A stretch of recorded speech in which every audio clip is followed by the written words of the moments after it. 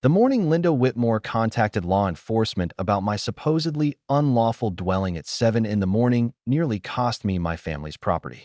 Law enforcement vehicles arrived as morning fog rolled through. My chimney's emissions blended with the exhaust from diesel engines.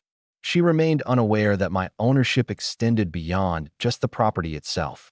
My holdings included her home loan, her spouse's commercial rental agreement, and even the access road she traveled on. 3 months of intensifying intimidation had passed, including noise violations filed while I slept soundly, citations for structural issues regarding a building predating her existence, and threatening correspondence demanding $500 in daily penalties. Randon contested these penalties on her behalf, though Linda remained ignorant of the situation she had initiated. Before I finished, she would confront courthouse stairs, news media, and a reality that would erase her confident expression from her cosmetically enhanced features. But I'm curious about your viewing location. Please share where you're watching from in the comments. I'd like to know whether HOA troublemakers are equally problematic in all regions. Let me transport you to the beginning of this saga. In 1963, my grandfather acquired 2,400 acres in Montana's Clearwater Valley for $800. That sum now covers a quality restaurant meal. His purchase included timber extraction rights, subsurface mineral claims, water access rights, and everything else. The clever elderly gentleman understood his actions perfectly. This property became mine at 28, following my parents' fatal vehicle collision. My childhood summers were spent here, studying woodworking under my grandfather's guidance, constructing this triangular roof cabin using my own labor. 1,200 square feet of complete self-sufficiency, powered by solar energy, drawing from well water, utilizing composting sanitation, entirely disconnected from utilities and fully compliant with regulations. Following burnout from corporate technology consulting, I embraced simpler living. Remote employment, pristine air quality, no traffic congestion or workplace drama. Only myself, the mountains, and pine branches rustling in the wind. However, upscale development was advancing through the valley like a gradual avalanche. California capital purchasing parcels, erecting oversized homes appearing more suitable for Beverly Hills than Big Sky territory. The latest architectural eyesore was Clearwater Estates. 32 premium residences valued between $800,000 and $2 million, administered by Whitmore Properties. This introduced Linda Whitmore into the picture. Visualize this: 52 years of age, heavily bleached blonde hair styled into a rigid helmet, operating a white Escalade likely exceeding most people's home values. She served as both HOA president and real estate developer, which should have raised immediate concerns. Her intentions were transparent. She desired my property for her second-phase expansion. Acquiring my land would triple her existing property values. Her initial approach was understated. A certified correspondent alleged my cabin violated community regulations and insisted on $500 in daily fines.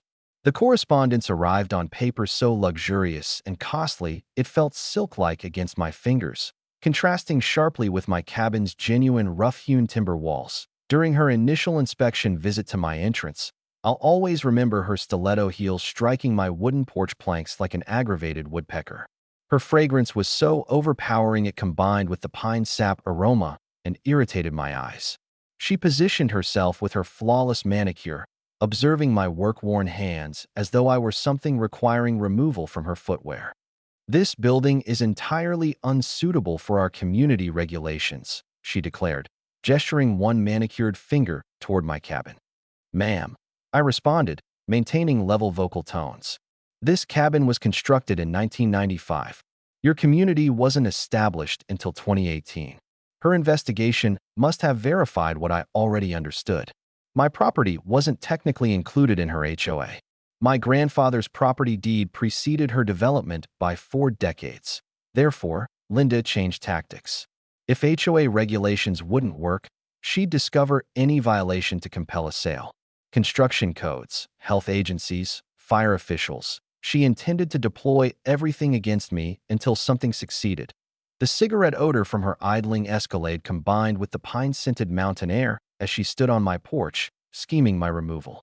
She remained unaware that each threat, each complaint, each legal action was merely excavating her predicament deeper. Progress cannot be opposed, she stated with that artificial smile real estate professionals perfect before mirrors. This valley will undergo development regardless of your preferences. I observed her departure, her white Escalade creating dust clouds on the gravel road my grandfather had constructed personally. Her engine noise diminished into the distance, replaced by wind whispers through pine needles and a distant hawk's call circling above. Linda remained ignorant, couldn't possibly know that she had just initiated conflict with the incorrect family. My grandfather hadn't merely purchased property, he'd acquired authority. And I was preparing to discover precisely how extensive that authority was. Linda's initial genuine attack occurred 2 weeks afterward. An anonymous report to the county inspector regarding an unpermitted building. I found it amusing. She wasn't even attempting subtlety anymore. Inspector Jake Morrison appeared on Tuesday morning, apologetic yet professional. A good fellow with calloused hands and work boots that had experienced genuine labor. Apologies about this, son. Received a complaint. Must investigate it. You understand the situation. No issue, Jake. Please enter. We examined every section of my cabin. Jake's flashlight illuminated handcrafted joints, appropriate electrical installation, structural reinforcements that could likely withstand a tornado. His eyebrows continued rising as we proceeded. Son, this structure is constructed superior to most townhouses. Who performed the construction? My grandfather and myself. Required 3 summers. Jake retrieved the original construction permits from 1995, properly signed and stamped by his predecessor. Everything lawful, everything recorded, everything executed correctly. Whoever filed this report was either visually impaired or dishonest, he muttered, recording notes on his clipboard. However, Linda wasn't finished. Her cigarette scent persisted in the mountain air the following morning when I discovered her business card placed beneath my windshield wiper. On the reverse, she had written, State Environmental Agency complaint submitted. Unlawful sewage disposal. Your situation is concluded. She was advancing to state jurisdiction, attempting to overwhelm me with administrative procedures. Time for my countermove. I contacted my college friend Marcus, who exchanged his environmental science credentials for a law degree and now specialized in precisely this harassment type. Arrange for a professional septic inspector, he recommended. Record everything, and I emphasize everything. The septic inspection occurred at 6 o'clock in the morning precisely. The pump truck's rumble resonating across the valley likely awakened every neighbor within 5 miles. However, it proved worthwhile. Professional evaluation demonstrated my system was cleaner than most municipal facilities. The inspector, a weathered individual named Bob, who'd been performing this work for 30 years, whistled admiringly. Son, I've observed million-dollar residences with systems half as effective as yours. Whoever complained about this lacks knowledge about, if you'll excuse the expression. However, this is where circumstances became interesting. Bob mentioned something that made my morning coffee taste considerably better. Amusing situation, we received another call this week regarding gray water discharge into Clearwater Creek. Traced it to that new development up the road, Whitmore Properties. While Linda attacked my perfectly lawful septic system, her own development was releasing contaminated water into the creek. The irony was so substantial you could cut it with a chainsaw. Linda's harassment operation had just revealed her own environmental violations.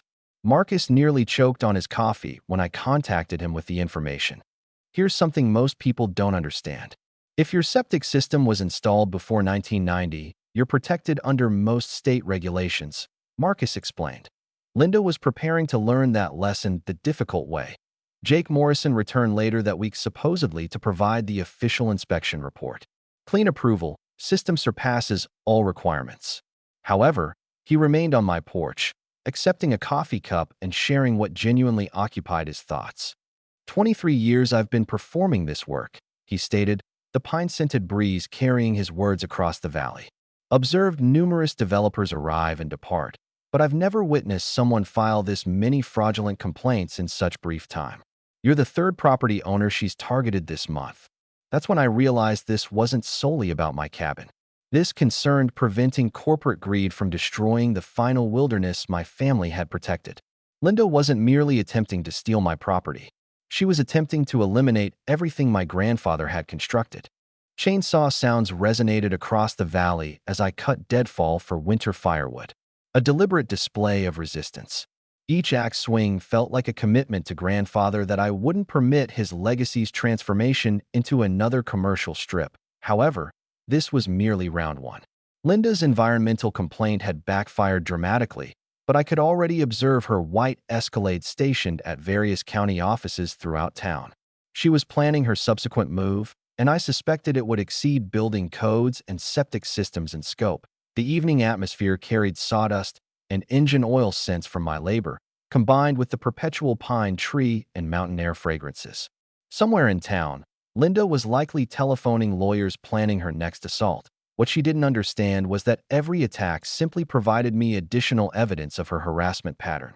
I was beginning to construct a case that would make her previous schemes appear amateurish. That Linda's following attack came through the fire marshal. Apparently, my hazardous wood stove installation now threatened public safety. The woman possessed more angles than a geometry textbook. Fire Marshal Betty Chun arrived with a complete inspection team, clipboards prepared, appearing as though they expected discovering a methamphetamine laboratory instead of a wood stove. Betty was entirely professional. Former military, judging by her posture, and not easily impressed by anyone's presentation. "Display what you possess," she stated simply. What I possessed was demonstration quality workmanship. Copper pipes gleaming like fresh pennies. Appropriate clearances exceeding code by 6 inches. Premium grade materials costing more than Linda likely spent on her monthly cosmetic injections. Betty's team photographed everything. Measured clearances, tested airflow. "Mind if we utilize these photographs for training materials?" Betty inquired. "This represents textbook installation, superior to most professional installations I observe." However, Linda wasn't finished escalating. She'd submitted a complaint with the State Department of Natural Resources alleging I operated a commercial timber harvesting operation without permits. The absurdity would have been hilarious if it wasn't so vindictive. I cut deadfall for personal firewood. Completely lawful, like gathering sticks in your backyard. DNR agent Tom Rodriguez had to drive 2 hours from Helena merely to explain to Linda that landowners can manage their own forests. "Ma'am, this represents the 5th time you've contacted this month," Tom confided during his inspection. He was clearly irritated, his patience wearing thinner than tissue paper. "Mr. Johnson here operates within his rights. Actually, removing deadfall actually enhances forest health." While Linda wasted state resources on fraudulent complaints, I began investigating her business practices. What I discovered made my morning coffee taste like victory. Whitmore Properties LLC maintained some interesting financial arrangements. Linda was claiming development consultation fees from purchasers while never mentioning her dual role as HOA president. Classic conflict of interest, potentially fraudulent. She was double-dipping, receiving payment for selling lots, and then receiving payment again for consulting on development restrictions. Most people don't realize that HOA board members must disclose financial interests in any deals involving the community. My lawyer friend Marcus explained when I contacted him with my findings. Linda was preparing to learn why those regulations exist. That's when the community began rallying around me. Old Pete, a retired logger residing downstream, confirmed that Linda had been pressuring him to sell. Offered me half my land's value, then threatened eminent domain when I refused. He growled, his weathered hands clenched around a coffee mug at Maria's diner. Maria Santos, who owned the local diner and had fed 3 generations of Valley residents, shared her own Linda horror experiences. The bitter taste of her strong coffee matched the bitter taste Linda was leaving in everyone's mouth. "She's been circulating rumors about health code violations at my establishment. 30 years operating, never received a single complaint until she appeared." David Kim was the genuine surprise. New resident who'd purchased into Linda's development thinking he was receiving a deal. It transpired he'd been overcharged by $50,000 for his lot, with Linda pocketing the difference through her consultation fees. The sound of my chainsaw resonating across the valley became a daily ritual, cutting firewood with deliberate defiance. Each log split with a satisfying crack that seemed to announce my intentions to the entire valley. The sawdust scent combined with engine oil in Old Pete's workshop, where we began planning our response. "You know what genuinely bothers me?" Pete stated, running his thumb along a well-worn axe blade's edge. She arrives here from California with her fancy vehicle and artificial smile, believing she can intimidate families who've been here for generations.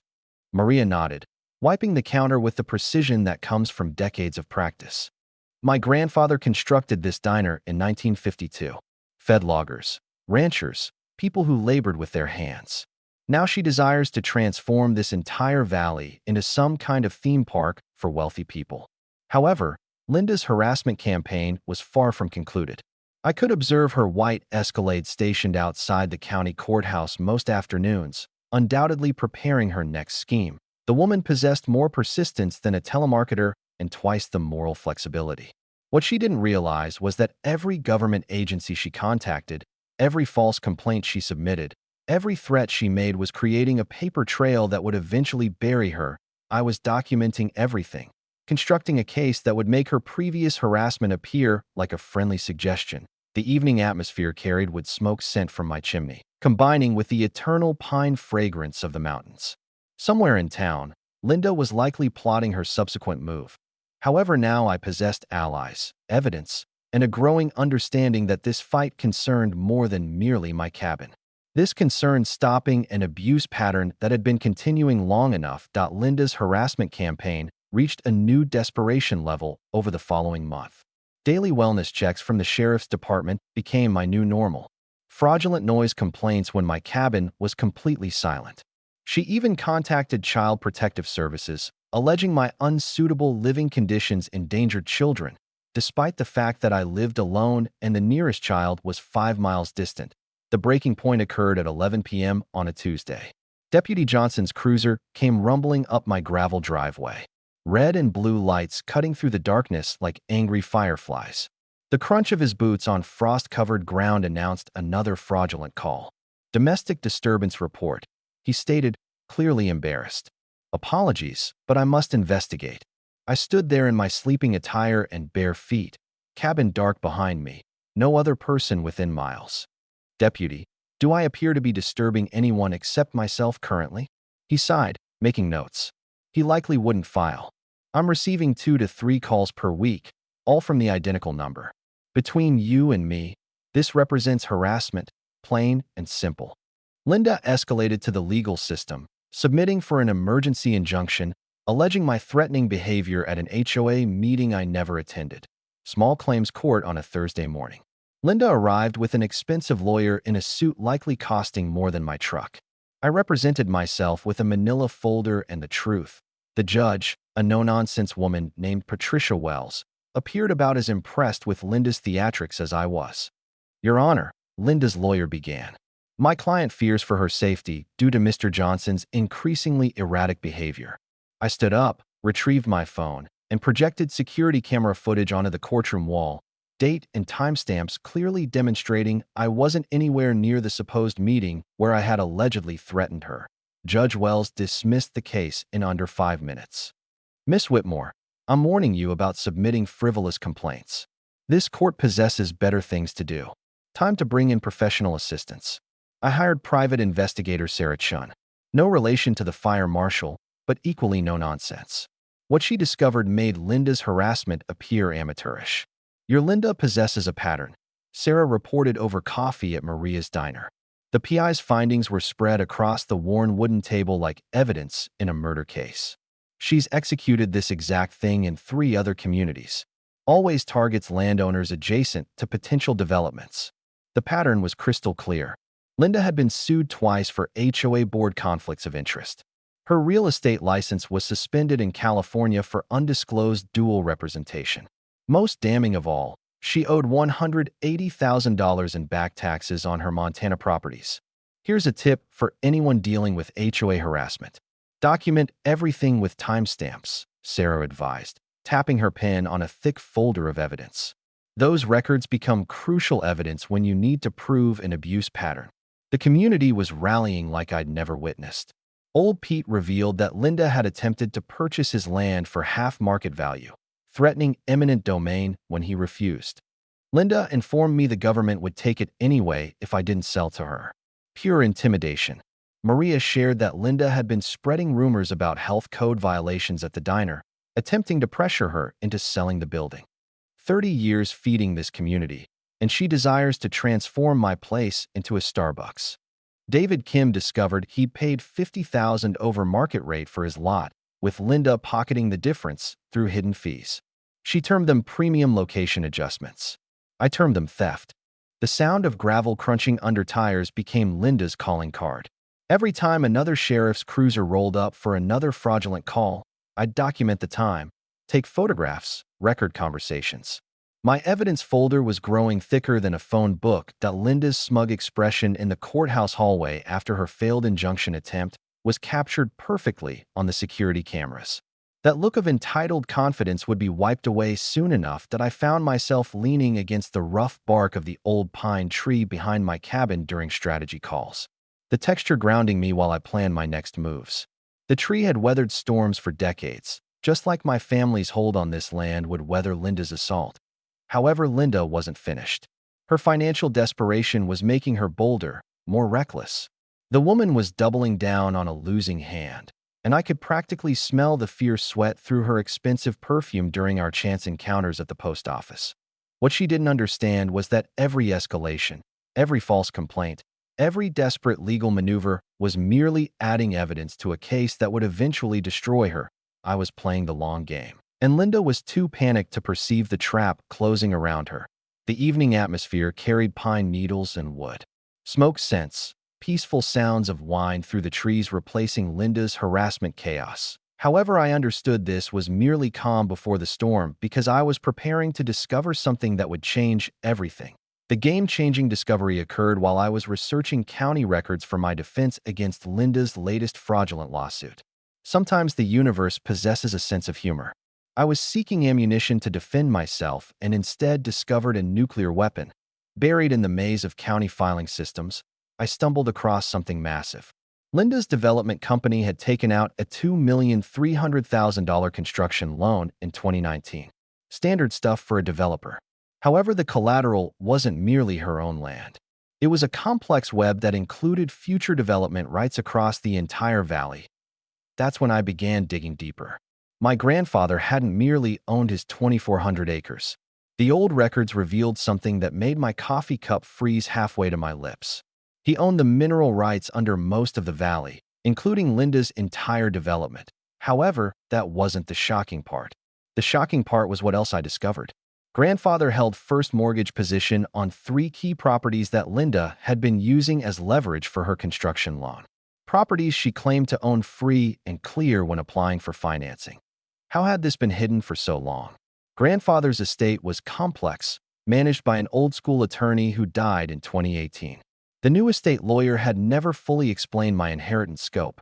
County records were scattered across multiple filing systems, some dating back to territorial days, filed under different naming conventions that I spent 14 hours in the county records office, my eyes burning from reading microfilm and faded documents. However, what I discovered was worth every minute of I strained. Grandfather's 1963 purchase included all rights, appurtenances, and future development considerations. Legal language from the 1960s that gave me veto power over any development affecting the watershed. The leverage was incredible. Linda's entire development was built on land where I controlled mineral and water rights. Her construction loan was in default. She'd missed 2 payments during her harassment campaign against me. The bank was growing nervous about her ability to complete Phase 2, which required my land to be financially viable. When I finally reached the estate lawyer, grandson of grandfather's original attorney, he confirmed my reading of the documents. "Your grandfather was smarter than most people realized," he stated over the phone. "He specifically designed this structure to prevent exactly what Ms. Whitmore is attempting." That's when I discovered the handwritten note tucked inside the original deed. Grandfather's careful script on yellowed paper for my grandson. "Never permit them to transform this valley into another strip mall."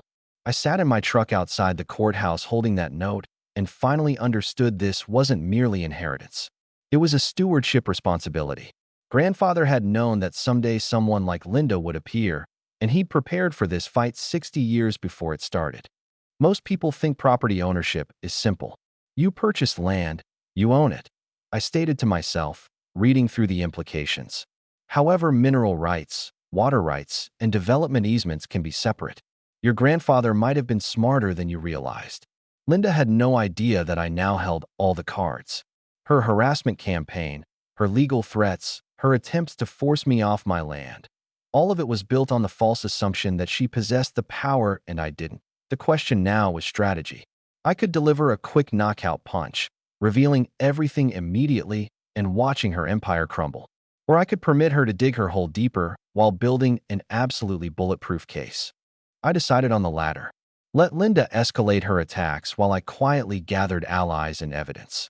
When the truth finally emerged, it would be so comprehensive, so devastating that she'd never recover. I drove home. Windows down, pine trees and mountain air scent filling my truck. I felt something I hadn't experienced in months. Complete confidence. The hunted had become the hunter, and Linda Whitmore had no idea what was approaching. Time to assemble my team. This wasn't a one-person operation anymore. Linda's abuse pattern had hurt too many people, and it was time for coordinated justice. First, the legal dream team. My estate attorney, plus Marcus, my environmental lawyer friend from college. Then Maria's nephew, Carlos, a forensic accountant who specialized in tracking dirty money through shell companies. For community support, old Pete, Maria, David Kim, plus 3 other neighbors who'd been harassed by Linda's schemes. The strategy session occurred at Maria's diner after closing time. Coffee brewing, pie cooling on the counter, legal documents spread across tables where 3 generations of locals had made important decisions. The worn wooden surface had absorbed decades of conversations. And tonight, it would witness the planning of Linda's downfall. Phase 1, Marcus explained, drawing diagrams on napkins. Let Linda escalate while we build ironclad documentation. Phase 2, reveal just enough to make her desperate. Phase 3, public confrontation with full evidence and media present. The legal maneuvers began immediately, filing a quiet title action to clarify my comprehensive land rights. This would force Linda to respond in court, revealing her legal position. Environmental impact study request for Linda's Phase 2 expansion, knowing I had veto power. Formal complaint to the State Real Estate Board about Linda's undisclosed conflicts of interest. Carlos's forensic investigation revealed the scope of Linda's financial crimes. She'd been using HOA dues to pay personal legal bills, classic embezzlement. She double-mortgaged her own properties to fund the development. Most damning, her construction company had liens from unpaid subcontractors totaling over $300,000. In most Western states, mineral rights can be sold separately from surface rights. I explained to the group, coffee steam rising between us like incense. Always check your deeds language carefully. Your family might own more than you think. Community organizing kicked into high gear. Weekly coffee meetings at Maria's became strategy sessions. We established a shared legal fund for affected neighbors. Most importantly, we planned to attend the next HOA meeting in force. Linda wouldn't be able to intimidate a room full of United residents. My cabin became evidence central. Security cameras at every angle. Professional-grade audio recording equipment for all future interactions with Linda. I hired a professional surveyor to create detailed maps confirming my property boundaries and rights. Every conversation, every threat, every fraudulent complaint was documented with precision. HOA board members who profit from deals involving the community must disclose this. It's called fiduciary duty, Marcus explained during one of our evening planning sessions. Violations can mean personal liability for damages. The beauty of a quiet title action became clear as Marcus walked us through the process. This legal procedure forces everyone claiming rights to your property to prove their case in court. It's like clearing the air officially. Linda will have to respond. And when she does, her entire house of cards gets examined under oath. I found myself visiting grandfather's grave more often during this planning phase, promising to protect the valley he'd preserved. The granite headstone was simple, weathered by mountain storms. However, the man's legacy was more complex than I'd ever imagined. This fight wasn't merely about property. It was about community values versus corporate greed. The coffee and pie scent in Maria's kitchen became the backdrop for late-night strategy sessions. The sound of pens scratching on legal pads, documents rustling, the quiet determination of people who'd been pushed too far and were finally pushing back. But Linda's white Escalade drove past the diner more frequently, slowing down as she attempted to peer through the windows. She knew something was happening, but couldn't figure out what. Her increasingly frantic behavior, calling county offices daily, appearing at city council meetings to complain about troublemakers, just added to our evidence file. The plan for the climax was elegant in its simplicity. Linda's annual HOA meeting was mandatory for all residents, the perfect venue for a public revelation with witnesses and potential media coverage. She'd present her Phase 2 expansion proposal, expecting easy approval from intimidated residents. Instead, she'd face a united community armed with evidence, legal documentation, and the truth about her criminal activities. The setting would be the community center, neutral ground with media access, sheriff's deputies on standby for expected disruption. As I sat on my cabin porch that evening, watching the sunset over the valley Linda wanted to destroy, I felt something I hadn't experienced since this entire nightmare began. Anticipation. The hunted had become the hunter. The trap was set, and Linda Whitmore was preparing to walk straight into it. The evening atmosphere carried the eternal pine tree scent, but underneath was something new. The smell of justice brewing. Linda's desperation reached new heights as her financial world started crumbling. Anonymous Craigslist advertisements appeared offering my abandoned cabin for $500 per month rent. Fake social media profiles posted my address as a squatter location where people could camp for free. She even hired a private security company to patrol around my property line. The sabotage escalation was both pathetic and dangerous. My solar panels were mysteriously damaged overnight. Security cameras caught a white Escalade creeping around at 2 a.m. My driveway was blocked with no trespassing signs that I'd never posted. Most seriously, someone had tampered with my water well cover, potentially contaminating my drinking supply. Every incident was documented with photographs, video, timestamps, and detailed notes. The security system I'd upgraded captured everything in high-definition clarity. Motion sensors, night vision cameras, audio recording. My cabin was now better protected than Fort Knox. However, Linda's financial desperation was the real story. Bank notices started arriving at her office daily. The default notice on her $2,300,000 construction loan was merely the beginning. Subcontractors were filing mechanics' liens faster than she could contest them. Her entire empire was collapsing, and she was growing frantic. The bribery attempt came on a Tuesday morning. Linda approached me directly, her usual arrogance replaced by barely concealed panic. The overwhelming scent of her perfume couldn't quite mask the fierce sweat underneath. "Let's be reasonable here," she stated, her voice pitched higher than usual. "I'm prepared to make you a very generous offer. $400,000 cash for your cabin and 50 acres. When I politely declined, she increased to $600,000, then $800,000. Her final offer made my morning coffee nearly shoot out my nose. $1,200,000 plus assumption of all legal fees. "I appreciate the offers, Linda," I stated, audio recorder capturing every word.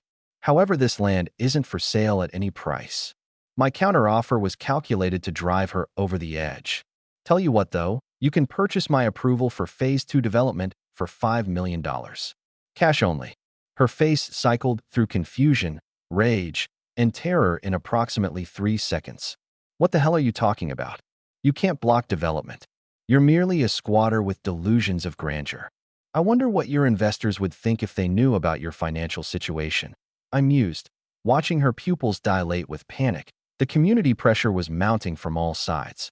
Other residents discovered Linda had been inflating HOA budgets to fund her personal legal battles. David Kim found additional deed restrictions Linda had never mentioned when he purchased his lot. Old Pete's property taxes had mysteriously spiked after he refused her lowball offers. Clear retaliation through her county connections that Linda's PR campaign became increasingly unhinged. Facebook posts about dangerous squatters threatening neighborhood children. Next-door complaints about unsanitary conditions that somehow endangered property values 3 miles away. Anonymous letters to the local newspaper about environmental hazards from my perfectly legal off-grid setup. My counterintelligence operation was comprehensive. Sarah Chun, my PI, traced every anonymous complaint back to Linda's devices through IP addresses and metadata. The environmental lawyer conducted surprise water quality tests, proving my land had the cleanest water in the valley. Social media evidence showed Linda's network of fake accounts and coordinated harassment campaigns. However, the most satisfying development was watching her lose control of the narrative. I'd quietly informed the bank about Linda's harassment campaign affecting the loan collateral, my land that she needed for Phase 2 viability. The environmental lawyer filed formal complaints about Linda's creek contamination. The state real estate board opened a full investigation into her dual representation violations. The sound of tree branches cracking echoed across the valley where Linda's hired security team had accidentally damaged my property while patrolling. The acrid scent of damaged solar panel electronics mixed with pine sap when I surveyed the sabotage. Each incident merely added to the evidence file that would eventually bury her. Linda's increasingly haggard appearance during our confrontations told the entire story. Designer clothes that looked slept in, makeup applied with a shaking hand, the white Escalade that now had a dent in the front bumper from her increasingly reckless driving. If someone's harassing you about property rights, always check if they have financial motivation, I told Maria during one of our strategy sessions. Desperation makes people do stupid things that leave evidence trails. The evening atmosphere carried wood smoke scent from my chimney, a deliberate signal that I wasn't going anywhere despite her escalating attacks. Somewhere in town, Linda was likely on the phone with lawyers attempting to find some legal loophole that didn't exist. What she didn't understand was that every threat, every bribery attempt, every sabotage act was merely adding fuel to a fire that would soon consume her entire operation. That Linda's final desperate gambit was a masterpiece of fraud and stupidity. Forged documents claiming my grandfather had sold development rights in 1987, 24 years after his original purchase. A fake environmental impact study claiming my septic system was contaminating groundwater across 3 counties. And the crown jewel, an attempted restraining order claiming I'd threatened her with violence during a confrontation that never happened. The forgery unraveled faster than a cheap sweater. My estate attorney took one look at the supposed signature and started laughing. This isn't even close to your grandfather's handwriting. Whoever did this has never seen his actual signature. The notary stamp was even more ridiculous. Dated from a notary who died in 1985, 2 years before the document was allegedly signed. Professional paper dating tests confirmed what we already knew. The documents had been created recently using artificially aged paper. Linda had literally attempted to forge history. Her environmental fraud was equally sloppy. The impact study contained water quality data from the Bitterroot Valley, 200 miles away. Different watershed, different geology, different everything. Meanwhile, professional lab tests proved my water was cleaner than the municipal supply in 3 surrounding towns. The restraining order hearing was where Linda's desperation reached its peak. She brought a professional witness who claimed to have seen me threaten her, a man who'd never met me in his life and couldn't pick me out of a 2-person lineup. I simply presented security footage showing no contact between Linda and me for 6 consecutive weeks. The judge, clearly annoyed by the waste of court time, dismissed the case and ordered Linda to pay my legal fees. Miss Whitmore, Judge Wells stated, her voice carrying the authority of someone who'd seen every scam in the book. This is your final warning about frivolous litigation. Next time there will be sanctions. However, the real victory was watching Linda's smear campaign backfire spectacularly. The local newspaper investigated her claims and discovered her pattern of false accusations against multiple property owners. Environmental groups rallied around my conservation efforts, seeing Linda's harassment as an attack on rural land rights. Social media turned against her as evidence of her fraud spread.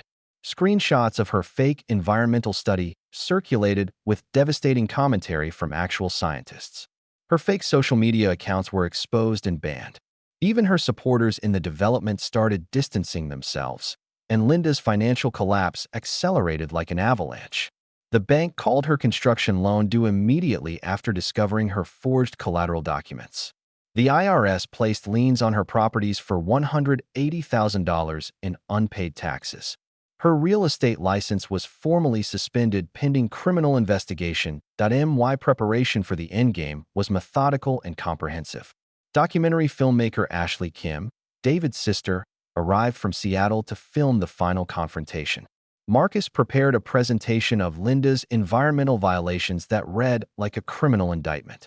The community organized to attend the HOA meeting in force. Old Pete brought his Vietnam veteran buddies, men who dealt with corporate land grabs and government overreach their entire lives. Seen this playbook before, Pete stated, his weathered hands steady as granite. Developers come in, try to intimidate locals, steal land through legal tricks. Time someone stood up to them.